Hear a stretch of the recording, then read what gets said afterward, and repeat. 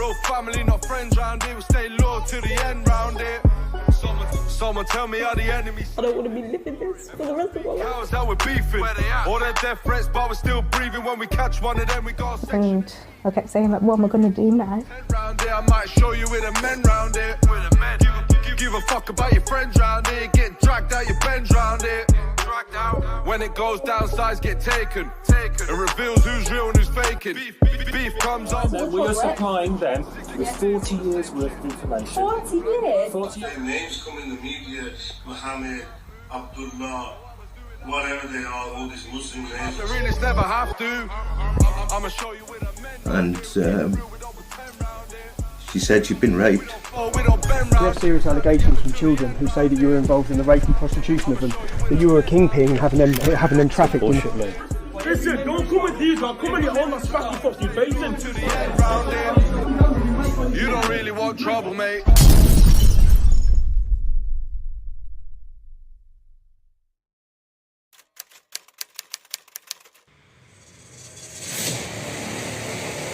Well, let me call you.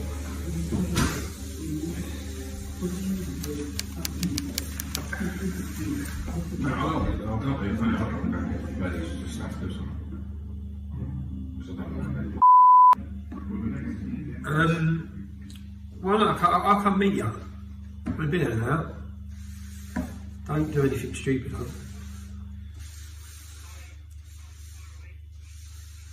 No, I'm actually in Manchester. A minute. Yeah, now, what are you? You just, fucking hell. Where are you? In Telford? Don't do anything stupid. Seriously. Don't. I don't. What's that? No, babe, no. I just think, no. Is your dad nearby? No. Do you want us to come pick you up? Yeah.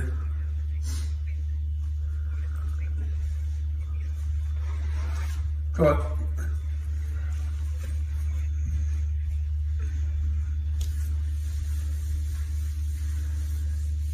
There's so much better way to fucking hammer these bastards. There's so much better way that's not going to jeopardise you.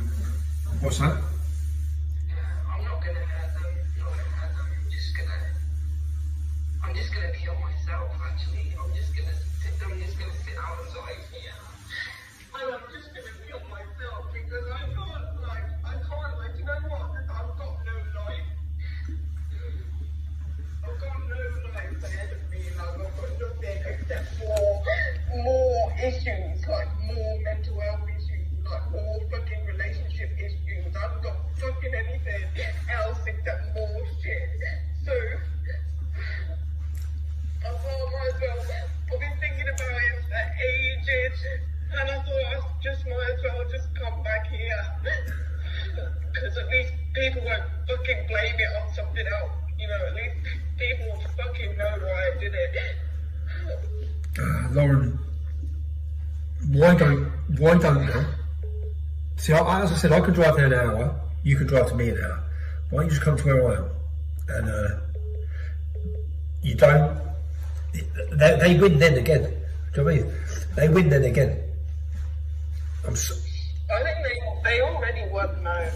No, but they already won. You know, we were trying to figure out what I could compare rape to, so that other people can like have something that like, so they know how it feels. Yeah, but there is fucking nothing that compares to rape. The only thing that compares to rape is torture. So the only other people, apart from other rape victims, the only other people who can identify with it is fucking people who are victims of torture. That's the only thing I can think of to compare it to. And that's the reason it's fucking illegal. There's nothing to compare it to. And that's why it's so fucking wrong. And they can't see that. They fucking killed me anyway when they raped me. So I don't even know why I've been alive for the rest of the time of my life. Well, Oh man. Please don't do anything, darling. Just come here. I'll come pick you up.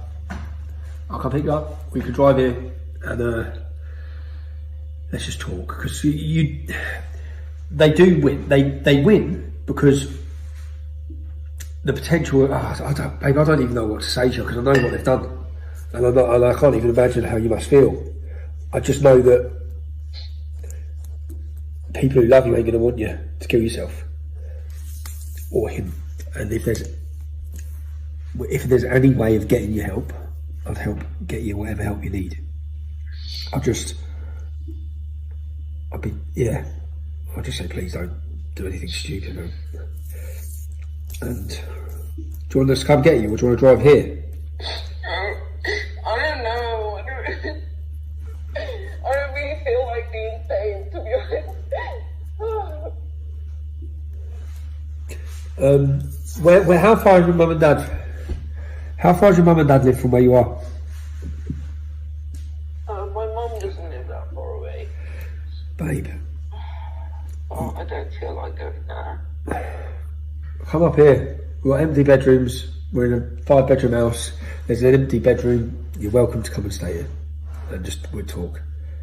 We just had a shit curry, but if you... Oh no, you can't have a shit curry. It was... You can't do that. Did you make it? No, if you bought it from somewhere, you're a fool. Oh, come here and make us a curry then. Come. Oh, I can't make one. Can't I? If you buy a shit curry, then fuck knows what they put in it. Yeah. Because if they don't make it with love, then they're probably making it shit. Yeah. Alright, well... Yeah, why don't you just come up here, babe? And then... Just... Yeah. I can't believe you in Telford either. But come up here. We're only an hour. We're here. You can see what we're doing. We're actually here, sat around a table with pictures of all these bastards. I don't know if that's going to fucking throw your head even more, but we're actually just sat here with massive sheets everywhere of who they are, how they're linked. But babe, honestly, they do win. You're another victim then in their fucking murderous spree. So please don't do anything. Because, fucking hell, man.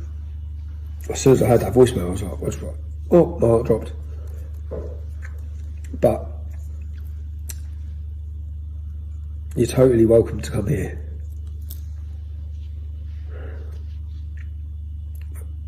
You're just going to wind me up with the maps. Yeah, I'll put them away. How about it? You don't have to look at them. We just had it here because we were discussing work. So, I'll put them away.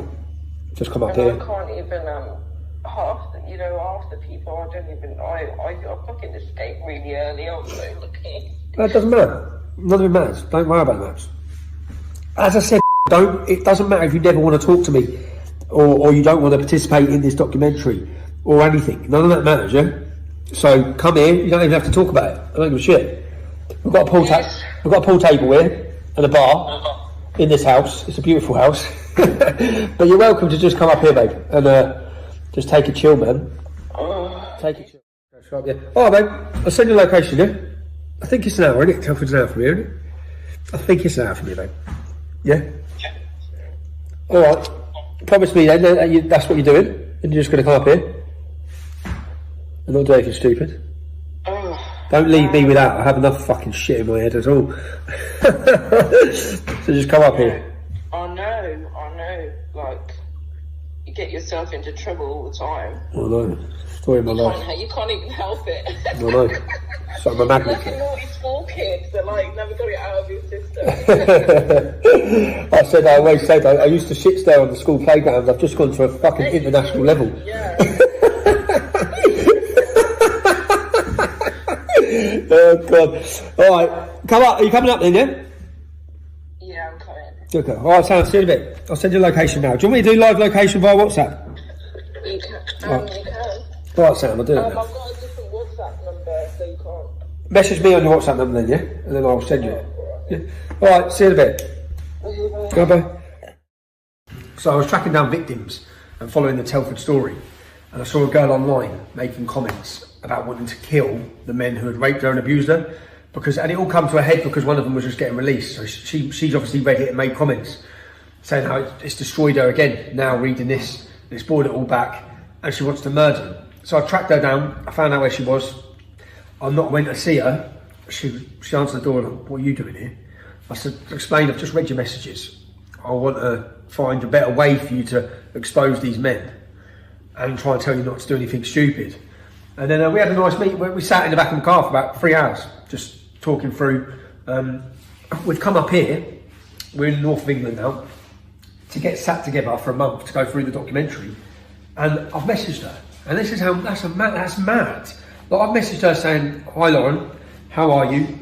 Any thoughts about us getting together? And literally, not sure we'll get a chance to do it in person after today. I've then played a voice note from her. Hi Stephen, so I don't know if I'm going to be available after today. As you were texting me, I was on my way up, and I'm here now, so I'm just sitting outside somebody's house. After reading her messages, then it's like, she's outside the house, she's going to kill him. So we rang her, but then madly, because she sent me a live location, she was parked in Telford. But you see all the years later, look at their lives. Look at her life. And then she's gone on to, okay, I won't kill him, I'm going to kill myself. She is now, let's see where she is, so live location. So when, okay, she's on her way. She wasn't just sat there, she was in Wellington, the Muslim area of Telford. Now she's on her way here, so. She's an extraordinary woman, a woman whose life was destroyed by these men when she was just a girl. She's written an amazing book sharing her experience. It's called No Way Out by Kate Alicia. You can buy it on Amazon. Please go and buy it. And what you'll find when you read it is that one of her abusers was a man called Ahmed Nawas. Ahmed Nawas. Now I want to go back to our interview with the survivor from episode 2 and pick up the story of another girl.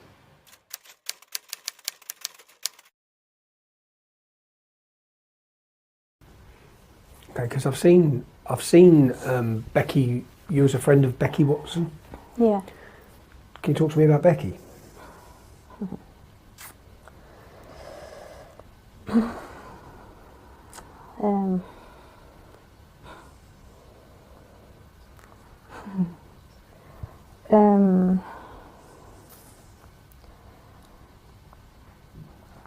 We lived near each other. This one day in particular, she'd gone missing, and we was all looking for her. Anyway, she was drunk on the park. Some Asian lads had bought her some cider, so she got drunk, and when she got back home, her mum asked me and another girl if we could watch her while she went shopping. And I was sat in the front room with her. I'm 15 and she's only like about 10. And she's just sat in the chair opposite me, you know, like we are now. And I didn't say one word. My other mate was having a go at her, saying, you know, that basically disgusted me for drinking and giving her like a hard time. But I didn't say a word. I just sat there and I just watched her. And you know when you look in someone's eyes and stuff and you can just see through their eyes. And she reminded me of me. But when, yeah.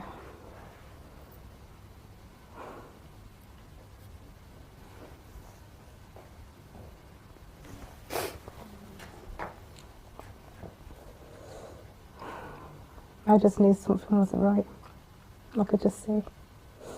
And then after then, she went upstairs and she wouldn't let like our friend in. So I started speaking to her, and she told me that how like she just started to get involved with Asian men and stuff like that. She started to get a bit like out of control.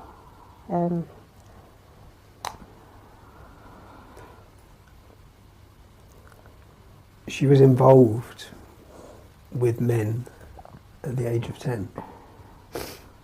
When you say involved, what do you mean? She just started to hang around with him. She hadn't done anything then. She was just hanging around with them, and I started to buy her a drink, just started to get into talking to her. And it was like not long after then, I'd been on deliveries with my dad. He was doing pizza deliveries. It was like a weekend job, and my mate came with us on deliveries, and he had just dropped us off. Well, we just got home, and was in my bedroom, and I got a phone call off Becky about 1, 2 o'clock that morning, and she sounded wasted, and she said, "Hey, guess what? I've just lost my virginity." And my words was, "You better fucking not have." And then she was just there laughing, and I could hear another girl in the background with her. How old was she? She was 10. When she lost her virginity? She was nearly 11. So do we know who Becky lost her virginity to? Keith. When you say Keith? Shazia's dad. Shazia's dad. This is Asian Keith. Who had the burger van outside rooms. Tell me about what you know of Asian Keith then. Did you ever meet Asian Keith? Yeah. I always saw him around the area. And obviously I knew his family, because I went to school with his nieces and stuff, and his nephew. We all knew what he was up to, but I didn't know the details until Becky told me. And what was he up to?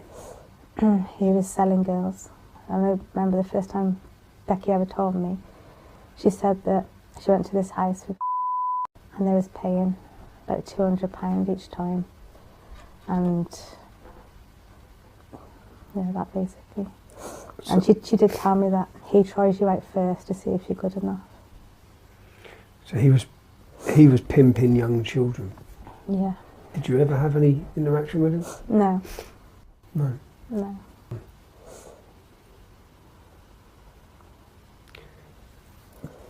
Tell me more about Becky Watson and what happened with Becky. Well, things got bad, obviously. Trying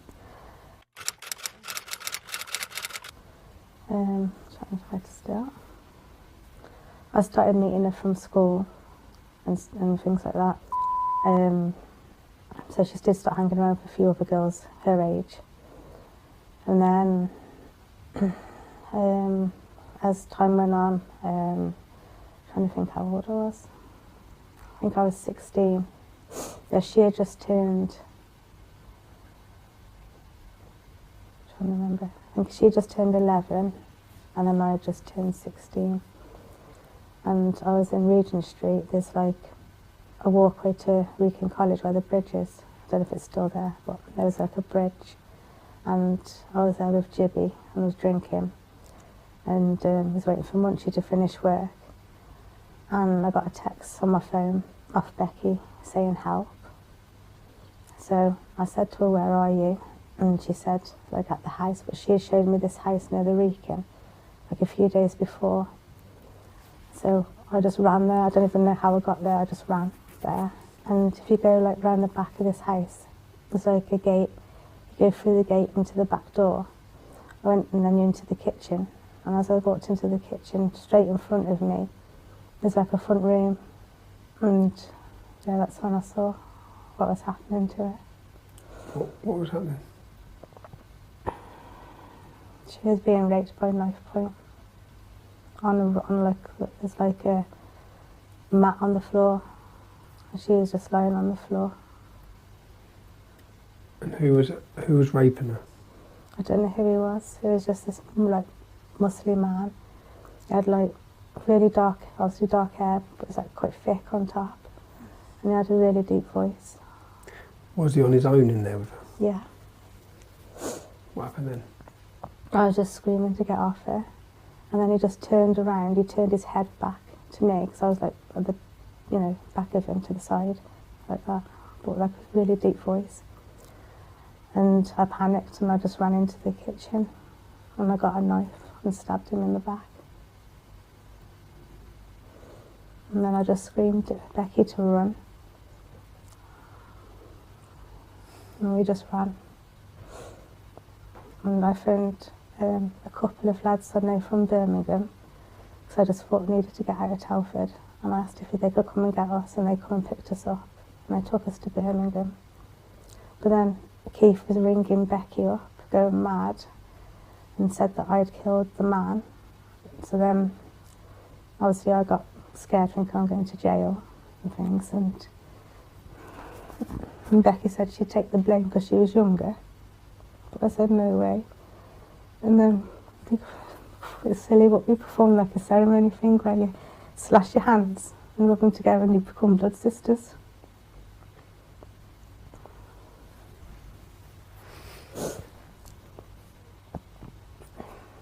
And then after that night, it was just us two.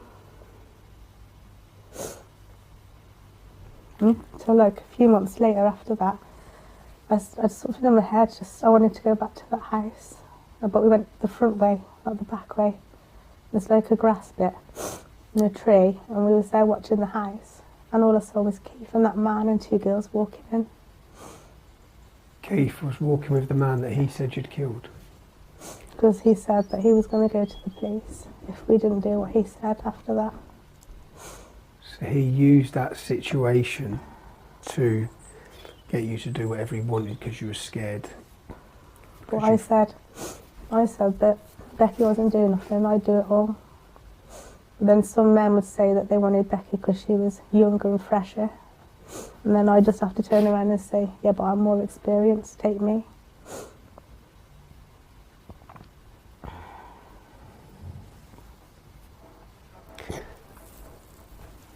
And Asian Keith's now, where is he now?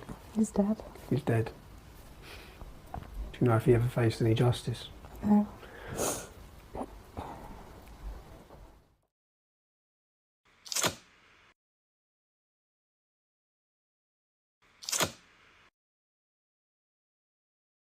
Becky Watson, raped by Asian Keith when she was 10, or maybe when she was 12. We've been given different accounts. She was passed around between men, raped at knife point.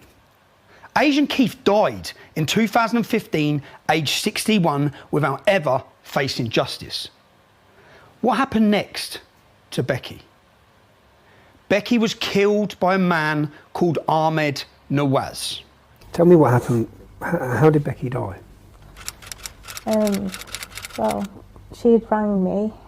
I was at home giving my mum a massage, and she rang me up one night and she said that her mum had hid the fags, so can I bring her a fag?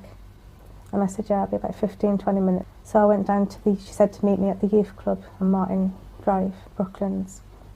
So I went down there, and as I got there,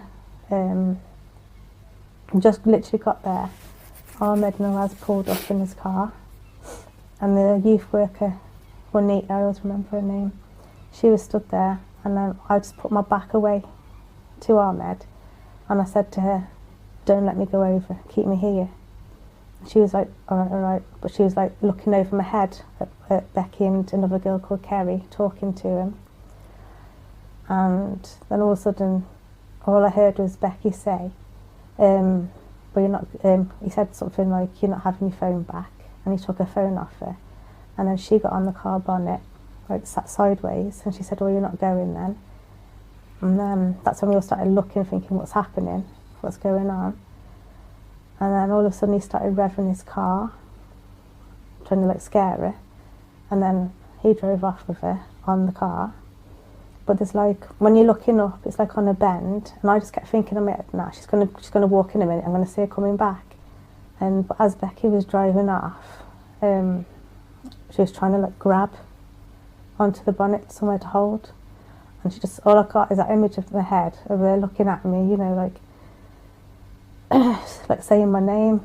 And you know, as it goes off in the distance and you can't hear. And then next thing I know, all I saw was blue flashing lights, like from up, you know, in the distance, and I just ran there.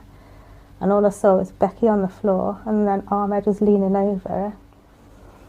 And then I got a lift to the hospital, and I went there, and That's when we got told that she was brain dead. She was 13. And then after that night, I went missing all that night because I got like really upset, and I kept saying like, what am I going to do now?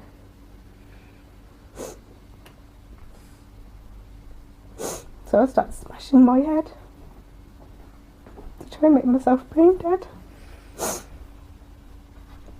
And then I didn't know who else to ring or where to go.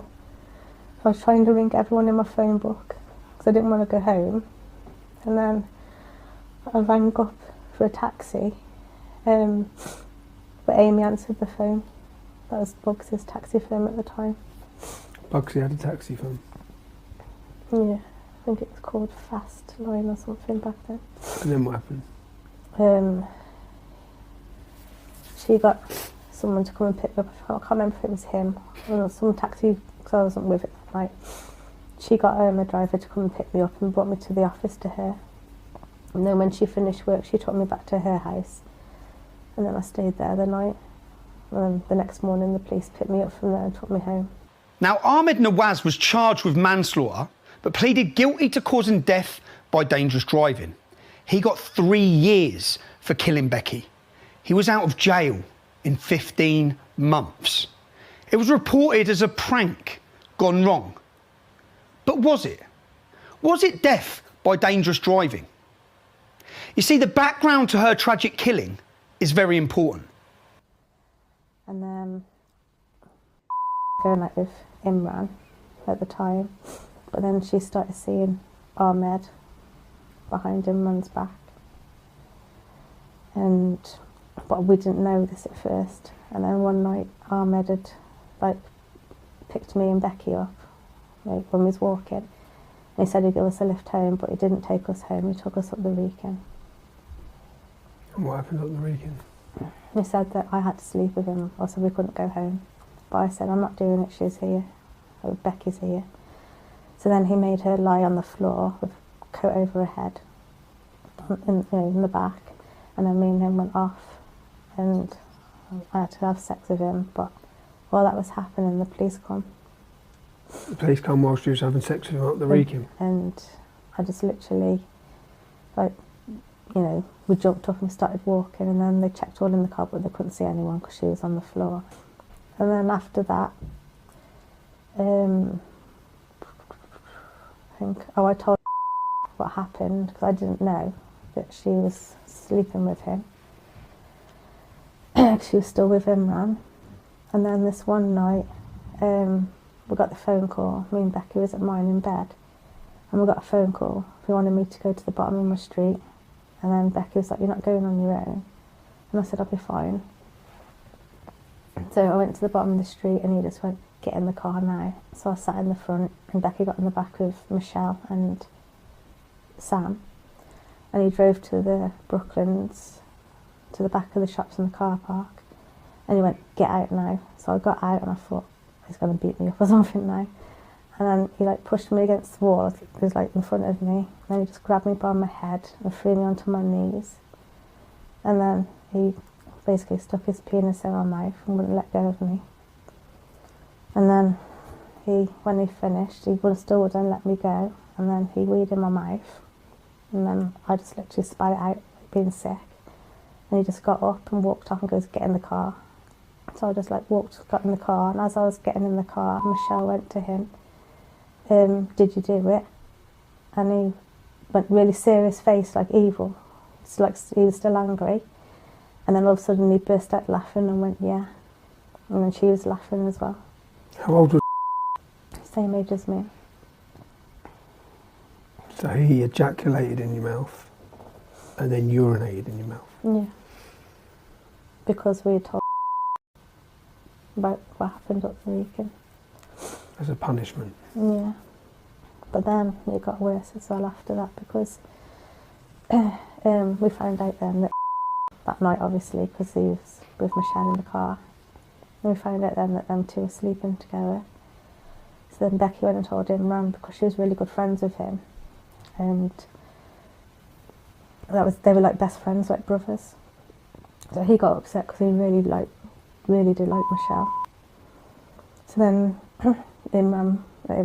Ahmed was after Becky then. That's why he pulled up at the...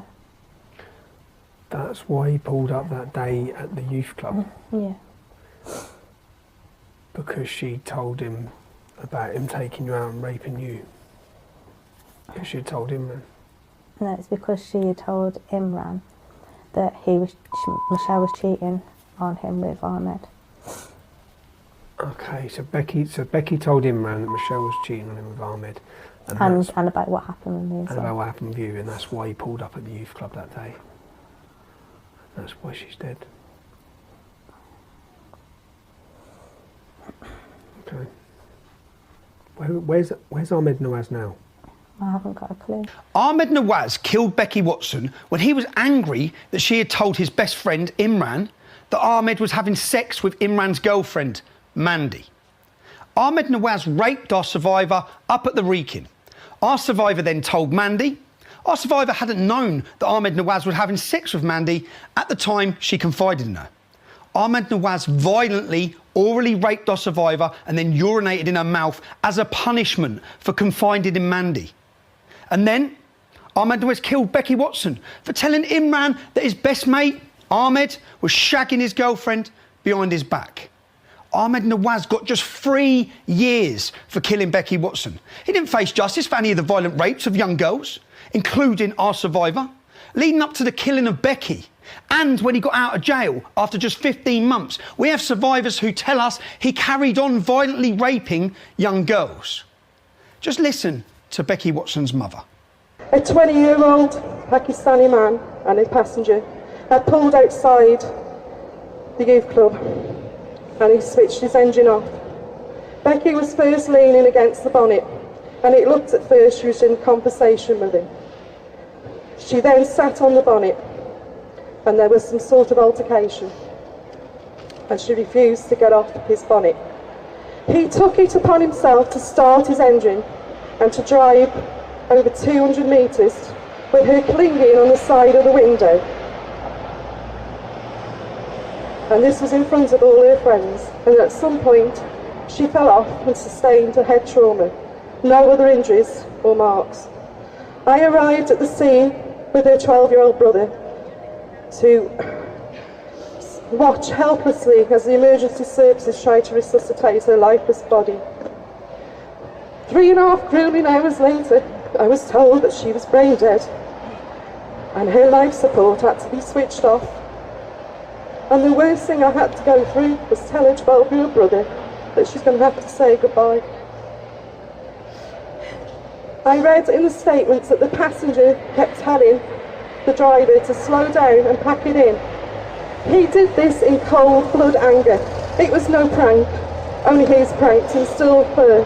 Because how dare a 13-year-old white girl not do as she was told and show him up in front of his friends. He got 3 years and served 15 months. The police never asked for a phone and they were fully aware of what happened 10 days prior and all the other times. And yet, the chief superintendent visited me within days of Becky's death and stated he did not want her death to be classed as a racial attack. I told him he needs to open his eyes as there's something going on in this town and it involved Pakistani men and young girls and drugs.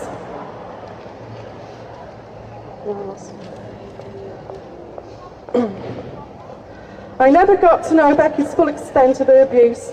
That chance was taken away. But the police confirmed in 2015, after a 3-year investigation following the Operation Chalice in Telford, that Becky was groomed at 11. And they have evidence on at least 2 occasions that she was trafficked to Birmingham and Manchester. I do not know who her perpetrators are, and most likely never will. But they did say the reinvestigation did highlight new perpetrators. Had Becky not been killed, I know in time she would have opened up, because I was never going to give up on her.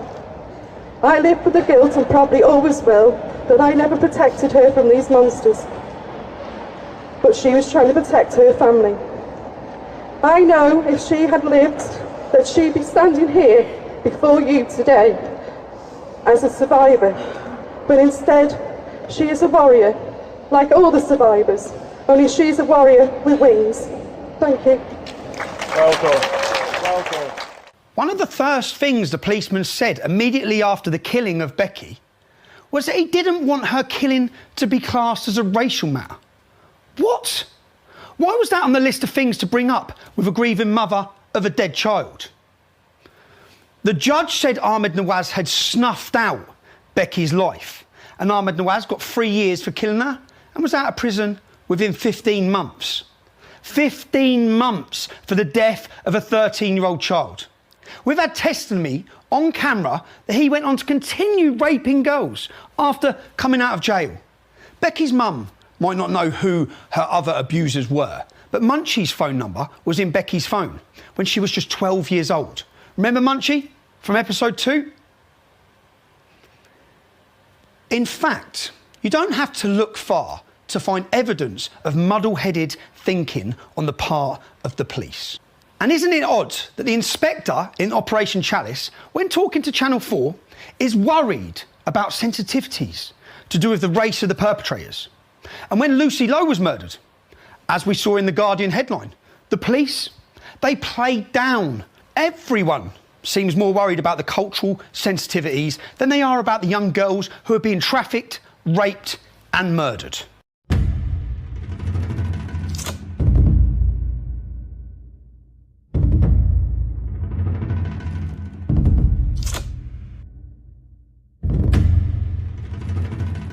So what did Telford Chief Superintendent Tom Harding have to say in 2018 about what's been happening on his patch? Oh, that's not good. Not good at all. He said that the sex crime claims were sensationalised, and a memo was sent around the police, saying most of the sex with these little children was consensual. You know, the 10, 11, 12-year-olds. Consensual sex, Tom? Not really, mate. Now, that's not a good start for Tom Harding. This is 2018. I'm not playing this down. What I'm saying is that for many years we've identified CSE as something that we're seeking to tackle, and I've had, in the last 2 years, I've had additional resources provided to me by the Chief Constable and PCC, because it's something that we really want to work hard on jointly with the local authority. I'm going to translate that limp-wristed, mealy-mouthed political speak for you. What he's saying, number one, they're seeking to tackle child sexual exploitation. That's his intent. See, politicians are great at announcing their intent, but not so great at delivering results. In your case, Tom, results means criminals being banged up. Number two, in the last couple of years, they've had additional resources provided. He wants you to know his failure in the past is nothing to do with incompetence or corruption, which it is. He wants you to know it's nothing to do with that. It's because he was short of resources. Number three, not resources to get you for traffic offences or anything like that. Resources to deal with child rape. Number three, he really wants to work hard on the problem, jointly with the local authority. More intent, and he wants you to know it's not just him who is failing, it's the local authority as well. Well, what does working hard or smashing child raping, drug dealing, Pakistani gangs look like? What does that look like? That's the question you're asking yourself. Have a look at this. In this photo, you will see Bugsy. Bugsy's our main alleged gang leader of rapists from episode 1. You'll see Crowie. Crowie is Munchie's brother-in-law, you know, Munchie from episode 2. The ones accused of raping little girls and drug dealing. They're the Benallis, that's their gang name. Now, sitting down, here they are, sitting down with various police leaders, including Tom Harding and the Police and Crime Commissioner. Tom Harding left West Mercia Police in 2020 and apparently took some of his best practice to Gwent. Newsflash, people. If he's an inadequate, clueless idiot in West Mercia, he'll be an inadequate, clueless idiot in Gwent. But that's what happens in the police, you see. If you're useless, you're reassigned. Now, in a world where terrorist attacks by followers of Islam are immediately labelled nothing to do with Islam, inquiry into the doctrines of Islam immediately labelled Islamophobic, and so-called non-hate crime incidents policing is used almost entirely to silence discussion of Islam, look at Harry Miller's victory over the College of Policing. So, who are the Benallis? We're all family, not friends round here. We stay loyal till the end round here. Someone tell me how the enemy's sleeping. It must be cowards that we're beefing. All their death threats, but we're still breathing. When we catch one of them, we got Section 18 him. GBH with intent round here. I might show you with the men round here. Give a fuck about your friends round here. Get dragged out your bends round here. In the last episode, we saw the police in Telford kneeling, taking a knee at the feet of Akib Khan, his hands on their heads, and Bobby Khan tweeting how the Benallis have got the police under control. It actually seems like that to the rest of the country. The police are under the control of the Islamic community in Telford and every other city. The Benallis have got the police under control. Izzar says the police want a truce. Who are the Benallis? These are the Benallis. Bugsy, Charlie, Munchie, Crowie, Izzar, Akib, Akil. All of our so-called men who are alleged to have been involved in the rape of children in Telford in our previous episodes are Benallis. You might ask yourself, how and what are Telford police doing to tackle this epidemic of Muslim rape gangs? This is what they're doing. This is the most senior ranking police officers from West Mercia Police. This gentleman is the Police Crime Commissioner. Next to him, or across from him, is the head of the police. This gentleman, it's his job to prevent sexual exploitation of children. Now, this is Bugsy from episode 1, the main child trafficker from Telford, standing directly next to, having his photo taken, directly next to the man whose job it is to prevent sexual exploitation of children. Now, you remember Munchie from episode 2. This is Munchie's brother, standing directly behind the Police Crime Commissioner. Do you have any faith that these officers are tackling these gangs? There is no way that their intelligence system does not tell them that they are drug dealers, they are gangsters, and they are trafficking children. But they do not care. They are more interested in taking their photos for diversity. I have tried to find pictures of the police sitting outside the church in Telford. I haven't been able to. Outside the Sikh temple, I haven't been able to. Outside the Hindu temple, I haven't been able to. All of these men, all of them, including him, are directly linked to gangs that rape children in Telford. And this is what your police force are doing. This is community policing at its dumbest. And it's a model that's being replicated across our country.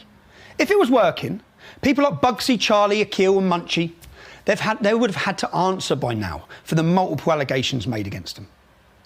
But they haven't had to answer them. They haven't faced justice. And people have told us that some of these men have been abusing and exploiting young girls since the early 1990s. That's for over 40 years.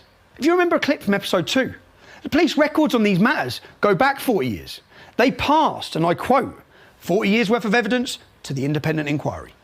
If these men had been pursued and prosecuted from the start, so many girls' lives would have been saved from misery.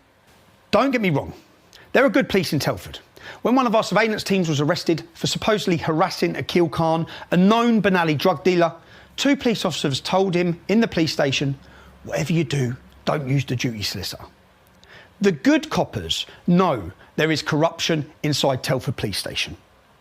And this diversity-embracing community policing approach, shut up for the sake of diversity, as Naz Shah famously tweeted, be quiet for fear of being called racist, be quiet for fear of being called Islamophobe, well, it's either incompetence, stupidity or cowardice. Incompetence because the police intelligence system must hold information about the allegations and criminal activities of some of the men pictured here. Are these top police officers unaware of the information on their own systems? Stupidity. Because if these top police officers know of the criminal activities and the allegations against some of the men, are they really so stupid that they think cozying up for photos is an effective approach smashing gang-related crime in Telford? And cowardice. Because the police in Telford are simply not equipped to tackle organised Islamic gangs that are running and ruining the streets of Telford by raping young children and flooding the streets with drugs. So the Telford police are frightened and incapable of confronting this evil. And if the police are frightened, the streets are lawless. God help every one of us if the police are frightened. And we're told Telford police are demoralised. I'll tell you what isn't good for morale. Letting your diversity-driven community policing bullshit stop you doing what you know is right. And I'll tell you what's good for morale. Solving crimes. Real crimes. Rape of children. Drug dealing. Locking up these monsters. That advice is for free, guys. And for the Home Office, you need to get a grip of this.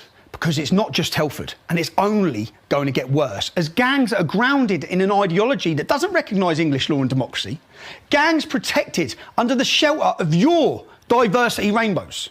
As they expand into the power vacuum created by your limp policing.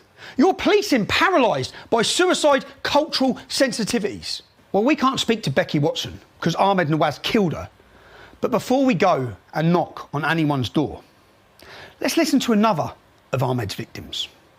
But I kind of have a different opinion now than I did before, because Shamil raped me, and then after that all these men literally took advantage of a rape victim, and I always said no, and they always like convinced me round, so I think that's rape. I was there for 5 months, and they started raping me a month after I moved in. I went to the party. It was a flat in Wellington.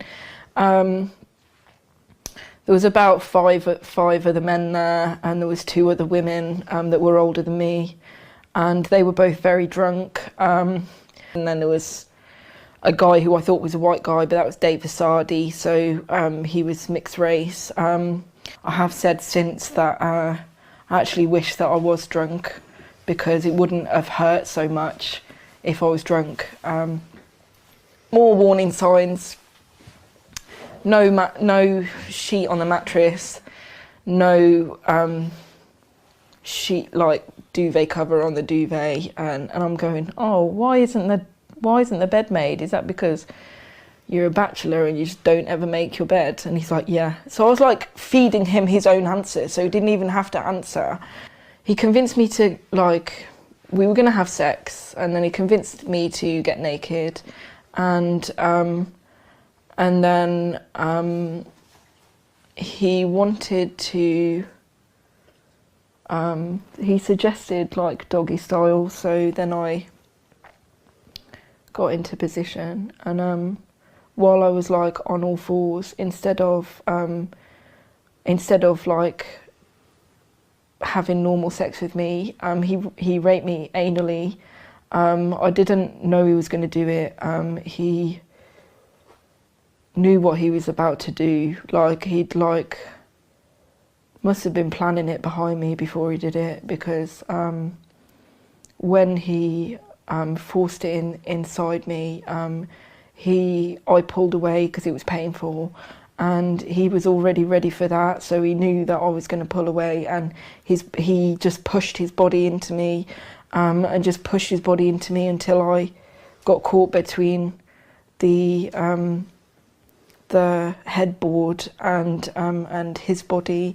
So my shoulders were all like crushed against the headboard, and I couldn't move, and I was screaming at him to stop, because at first I thought he'd just got the wrong hole by accident, but he carried on, and he didn't stop, and it was really painful, and he was really hurting me, and I smashed my head on the headboard, and I just literally I was pinned down until he had finished, and then as soon as he finished, he ran out of the room, and then Manny came in, and I was a bit like in shock, and a bit like trying to think, what do I do next? And I was just going to put my clothes back on. So when Manny came in, I was like looking for my clothes, and Manny was like sat next to me, and he put his arm around me, and he was going, why are you getting dressed? After that, like, because I didn't think I could cope with anymore, and then they were like trying to imply that I was going to have to do more, and I was a bit, and the other girls were going in and out of the bedrooms as well, but they were really drunk, so they were like laughing and seemed okay, so I didn't know what was going on properly, and And then the night went on for ages and ages. So that's when I met Dave. Dave was just like filling me in. He was like, what is a girl like you doing here in a place like this? This is where, like, do you know what Ahmed does? Ahmed finds these girls on the street.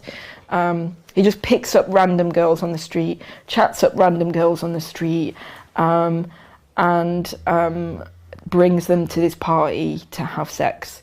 So it's their fault, it's the girl's fault, because they came to a party with somebody that they just met. So yeah, Dave was definitely on Ahmed's side, but he was just surprised that a girl like me was there, because from what he knew about me, I wasn't an idiot. So why did I get in the car with Ahmed? Like, the girls that normally get into the car with Ahmed are stupid girls, you know. So I think he was thinking along that line. So he told me that Ahmed brings these girls to the party, gets them drunk, and then has sex with them. But the way that Dave described it to me, it was definitely rape. So he told me that Ahmed, so he was telling me stories, and he was laughing and joking about it when he said it. He was saying, like, girls come out of the room screaming and crying. So he was describing some really disturbing things to me. He said that Ahmed always rapes them anally, and brings the blood, always wears a condom, and brings out the condom to show to his friends in the at the party afterwards. And but Ahmed wanted to know that he'd rape me, so he'd say things like, in reply to that, he'd be like, oh yeah, well, it was really turning me on when you were screaming for me to stop. He had invited everybody into the room, all the men into the room, while I was naked in bed, and I was really embarrassed, and I felt like trapped under the covers because I was in a state of shock anyway after being raped by him, and I was kind of I felt like I couldn't get out of the bed because I was naked otherwise, so like I felt trapped in the bed, but nothing happened at that point. But I didn't realise like how normal that was for them. I wasn't expecting it, and I didn't know how to deal with it. So when Dave was like telling me he knew me and telling me that things about Ahmed and stuff, then I thought Dave would help me. So I sat next to him the whole time, and I wouldn't let anyone else talk to me. And he said he was going to take me home. So I got a bit excited about that. And because the thing is, I was going to escape anyway, but when he offered to take me home, I thought that was a better solution. I was going to leave. I thought we got up to go, and I thought we were going, but he just took me into one of the other rooms, and I was so disappointed.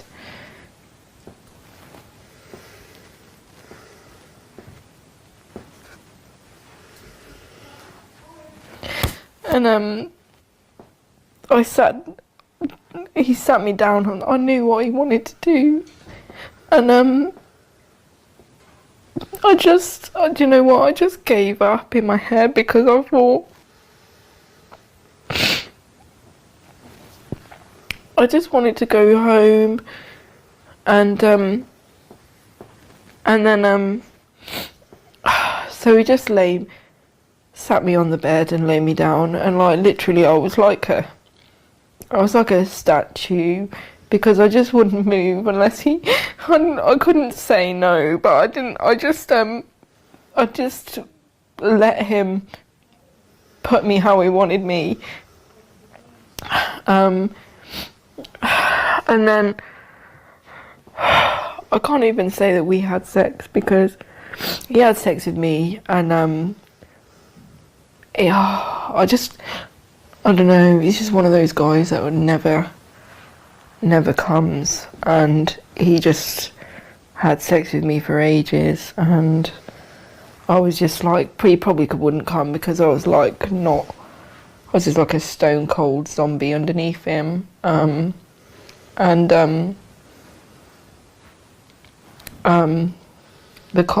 was used the condom dried out. I could feel it was all dry, and I wasn't enjoying it at all. Like, not that you're supposed to anyway.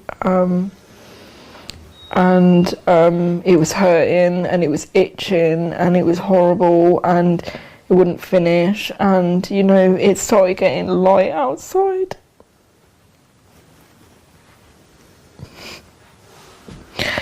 And I felt dead inside, honestly, because like, who would even put up with that? Like, there's no point to it. Like, I couldn't even say anything. I couldn't even complain.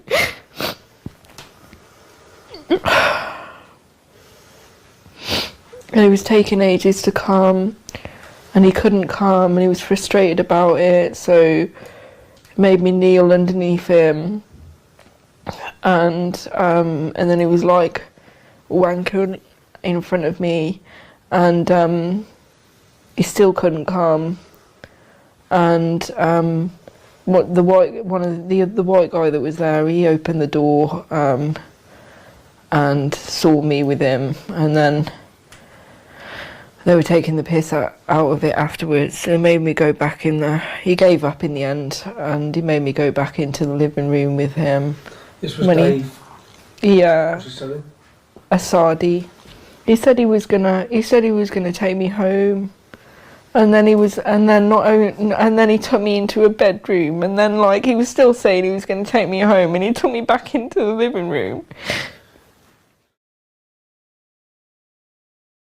This is yet another example. In this case, a child killer, an alleged child rapist, Ahmed Nawas, let out after 15 months for killing Becky Watson, continued to violently and anally rape young girls. They're the allegations. If the police and the justice system had done anything like the investigation we had done, Ahmed Nawas would not have seen daylight for a very long time. But they didn't. They didn't do any investigation. They tried to cover up what had happened. They all failed in their duty to protect the vulnerable. Our justice system failed. It didn't work, and it doesn't work today. And as a result of its failures, innocent children continue to suffer. Let's see what Dave Asidi and Ahmed Nawas have got to say.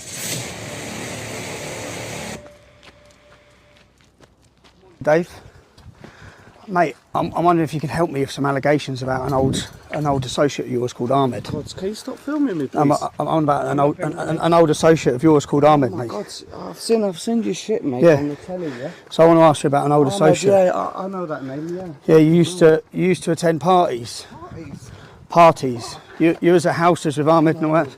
You was at houses with him. Can you stop filming me? Yeah, you was at houses, mate. I just want to see if you've got nothing to hide. You answer the questions. I haven't got nothing to You know hide. Ahmed. What was your relationship with Ahmed? I know of him, yes. Can I show you this? Can you just stop for a sec so I Yes, can show you this? Yeah. yes. Can you stop filming me? Yeah. Stop, please. Look, can you watch this? Can you watch this? Why is he filming? Can you watch this? Listen. Listen to it. Get round the front. Can you stop filming Yeah, me, listen please? to it. Right, ready? Do you want to listen to it, mate? Because your response is needed. Your response is needed. Wait, just stop. I choose to participate in... Can you stop filming Do me, you please? want to listen to what the girl's got to say? She's talking about you. She's talking about you. Is she? She's talking about you. So should we listen to what? Do you want to listen to what she's got to say? Just stop and listen to what she's got to say. Would help me, so I sat next to him. So she's just been anally raped by Ahmed in the house. Anyone else talk to That's me? bad. That's real bad and stuff, he said he was mate. gonna Then take you've me sat down home, next to her. You said you're going to take her home. I got a bit excited about that.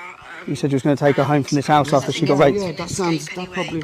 I don't know who's been raped and who's not. But do you remember her at the house? And you said you were going to take her home. I recalled the face, yeah? You recall her face, yeah? Yeah. Well, carry on listening. Sorry, were you going to say something? Carry on listening because you're a witness to what happened. Just stop. Okay, yeah. Stop for a sec. Stop. Because just stop for a sec. I don't want to be filmed, No, just stop mate. for a sec. Yeah, Okay, I well, don't want to look, be filmed. look, Stop fucking filming me. listen to what she says. Listen to what she says. I was like... She was excited because you were going to take her home. Okay. so disappointed. But then, But then what? listen. You recognise her, don't you? Yeah, yeah, I do recognise You do recognise her? And he sat me down on. I knew what he wanted to do. Me? She's on about me, yeah? In one of these parties with Ahmed Nawas? I've never been to any parties. You just said you recognise her and you're aware of Ahmed? Yeah, I do. I know who she is, yeah. I remember her, yeah. You do remember? Yeah.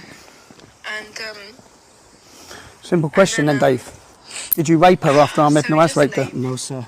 No way. on the bed and lay me down, and literally I was like. Was you at this party? Was you at a house with her? I've never been at any party. Was you at, not a party, a house where Ahmed Nawas was raping girls? No. Your comments were that he takes girls there regularly. My comments? Put me how he wanted me. You know Charlie, he's present in this house as well. Is he? Okay. I don't know. He's just one To be honest, he wanted to rape her. You didn't let him rape her. I don't listen. But he wanted to rape her. Had sex with me for ages. Don't listen. It seems like you had a problem ejaculating. I had a problem Ejaculating. I was just like a stone cold zombie underneath him. What was your relationship with Ahmed then? Ahmed, relationship, we have no relationship. What were these house gatherings about where girls were taken in and out of rooms and raped? I don't fucking know. You don't know? Well, Charlie was there. You know Charlie? To be honest. You know Charlie because Charlie's cousin is the main rapist and their family were the main rapists from this town. Okay. Well, his uncle Keith, Asian Keith, was now him and his sons. You should go and probably speak to them. I'm going speaking to anyone who've got allegations against, and you're one of those people, Dave. What do you have to say? Nothing. Well, look at the pain in her face. Look, she's crying. Yeah. I feel deeply for her and traumatic experience, but unfortunately, it's got nothing to do with me. So can you stop fucking filming me? Why would she be saying that you were there? Why would she be saying that you've raped her? Explain that. Very clear. She knows you. Dave Asidi. That's you. You were in this house. So what you're saying is. I've raping people. I'm not saying. I'm saying that there's girls. You was at a house, which you recognise her from the house. You've already said that. Yeah, I recognise the face. You recognise her from the house. Okay. Yeah. You were present with Charlie. Yeah. Charlie's cousin and family are the main Pakistani rape gang from this town. You know Ahmed. I don't think so, mate. What don't you think? They're the main rapists. Asian Keith. And his sons. Unfortunately, it's got nothing to do with me. So why would this girl name you? Why? Were you in these houses? Yeah, listen, I've sorted this out with the police. Okay, and to be honest, nothing to do with me. Was you present in houses with Ahmed and young girls? Houses? Was you present in a house with Ahmed Nawas and young girls? I think I was there once. You was there once? This time, with her? That time when she was there, but I never fucking... And that time when she was there, she was anally raped by Ahmed. She came out of the room, she was upset. Okay, maybe so, but I don't know fuck all about that. But you laughed because you said he always takes girls in there. No. You said he always comes out and shows the blood. He always comes out and shows the blood. No. What was the idea of the house gathering then? What was it? What was it? If there was girls going in and out of different rooms with men, and men all one by one. Well, my friend used to live. Well, my friend lives there. Which friend? My friend Charlie. I used to be friends with Charlie. Yep. Okay, and I was just simply going to see him. There was no party or. Was there girls getting taken in and out of rooms? No. No? I was working at the time, and I got there. To be honest, I used to go and see him after work. So I think anything might have happened. Definitely happened before. So what you're saying? This girl's just randomly making up about you? No, I'm not saying she's making it up. I'm saying I wasn't fucking there. That's what I'm saying. Maybe she met me around that time zone. But to be honest, no, I don't participate in anything like that, mate. I don't appreciate you know, asking me if I would like to be filmed. This is your right to reply. Yeah, I'm replying. I've replied. I've told you, nothing to do with me. I don't rape girls. I've got nothing to do with anything. What was your relationship with Ahmed? We friend of a friend. Long time ago. We was young, basically. Okay, let me ask you another thing then. So, friend of a friend. So you were aware at the time that he was in, that you were associating with him, that he'd killed a 13-year-old girl. Yeah, I heard about. He'd already killed her off the grapevine. Yeah. Who he was sexually assaulting and abusing as well. Yeah. Okay. And then you're in a house with him with other girls. No. You've just said you was. You remembered and said you was there with Ahmed. Yeah, once. Yeah? There's one time. Once you was there. There was some girls there, but there's some girls there. No fucking sexual activity whatsoever. No. No rapings, nothing like that. To be honest, I'm innocent, man. I do not wish. You know, I've asked nicely, move your cameras from my face. I don't want to be associated with stuff like this. Unfortunately, you are associated. How? Then you're in a house with him and other girls. I had an girls, accident. Girls are